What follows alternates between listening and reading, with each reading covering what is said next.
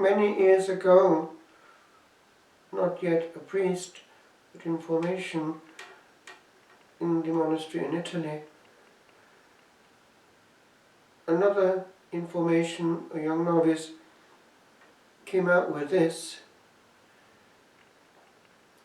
ci sono troppe parole che girano per la casa. There are too many words going around in the house. He was referring to the large number of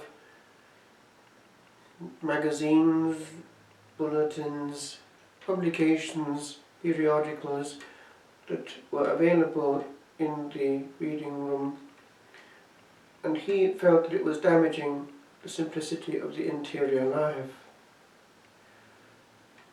I was quite struck by his words and went back to my cell, and actually I thought he is right.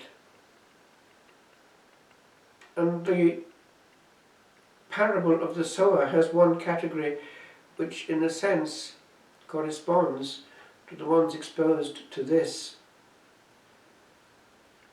Towards the end, the Lord has this category: and others are the ones sown among thorns. They are those who hear the word, but the cares of the world and the delight in riches and the desire for other things enter in and choke the word. Choke the word, and it proves unfruitful. The Greek, with regard to that desire for other things, is this: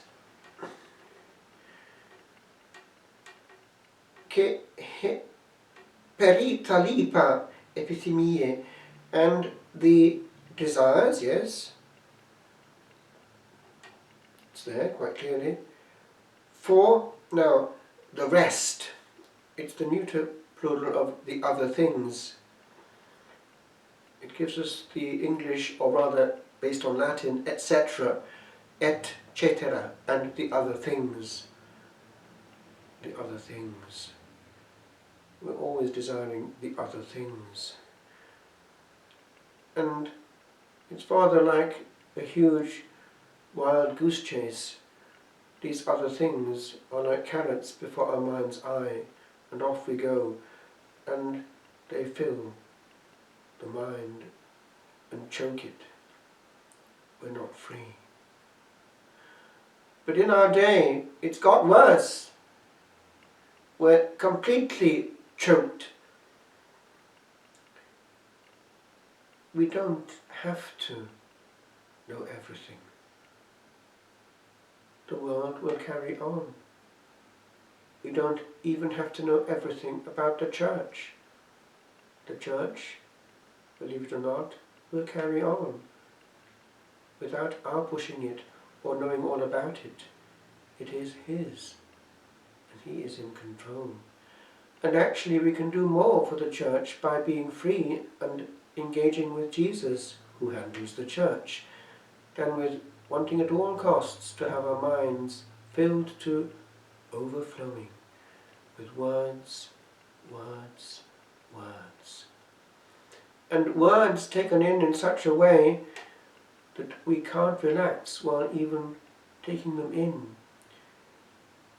How different it was actually even then in 1996 when I heard those words from the novice. From now, because in those days in the monastery there were no mobile phones, no internet, no computer in the cell, only the still small voice coming through books, and actually silence heard because it was in the middle of the country, and one could see the stars because there was no artificial light. Peace resonated. Now we've cancelled it out. Even in a monastery, if we're not careful, we can be bleeped and buzzed out of it in such a way that we have very little space to engage with the one that we got there for. We've brought the whole world and its wife in with us. And there we are, buzzing and bleeping to the end, not doing the one thing that we're there for, but the judge asks us to do well. Alas for man, he doesn't know what's good for him.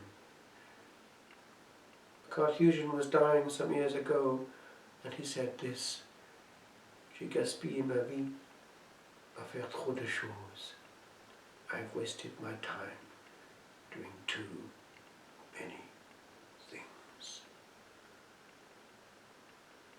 And so I sat and thought, and thought and sat and thought and wrote, and this is what came out. Impegnato, busy.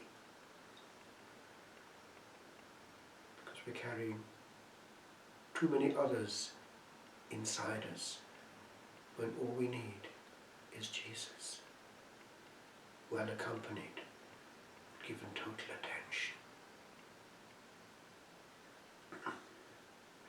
A vessel is but filled when emptied all, and when alone all bare, for there is here no room for two to be,